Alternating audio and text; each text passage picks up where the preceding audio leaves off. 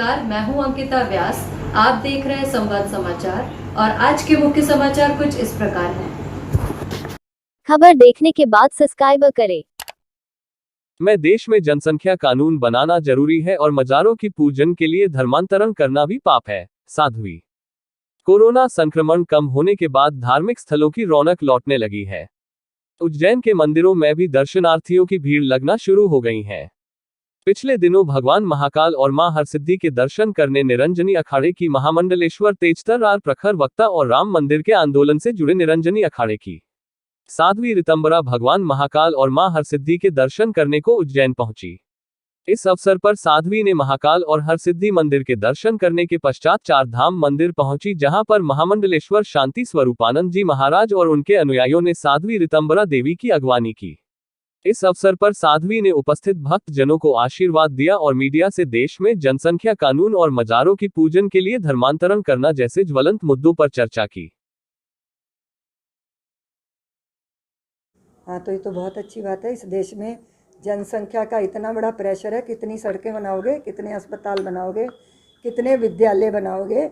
हमने तो डायनासोर की कहानी सुनी है ना, कि वो इतने ज़्यादा हो गए थे कि एक दूसरे को ही निपटा दिया। इसलिए इस देश में जनसंख्या का कानून बनना बहुत ज़रूरी है। और एक बात और मैं कहना चाहती हूँ कि इस देश में समान आचारी संहिता लागू होना बहुत ज़रूरी है। कोई नागरिक देश का जाति, धर्म, संप्रदाय, कोई स्टेट, कोई भाषा, कोई पहचान मायने नहीं रखती।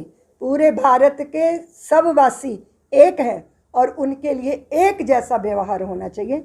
उस दृष्टि से सरकारों को कदम उठाने चाहिए।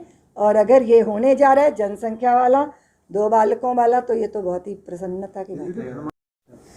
देखिए, मुझे तो ये लगता है कि दवा के लिए, पैसे के लिए, किताबों के लिए या किसी भी तरह की अपनी मनोकामना पूरी हो जाएगी। हिंदू समाज के पास देवता कम है क्या? इतने तो हमारी देव सत्ता है और प्रत्यक्ष देव सत्ता है।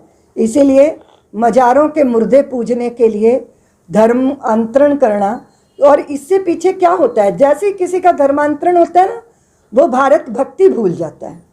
धर्मांतरण होता है तो राष्ट्रांतरण भी होता है। किसी की मजबूरी का फ़ायदा उठाना, इससे बड़ा तो पाप कोई हो नहीं सकता। ये हो रहा है, लगातार हो रहा है, आज़ादी के पहले से हो रहा है, अभी भी हो रहा है। और मैं समझती हूँ देश समृद्ध हो, चारों तरफ समृद्धि आए, ताकि किसी की मजबूरियों के लोग गलत फ़ायदे ना उठाएं। खबर देखने के बाद सब्सक्राइब करें।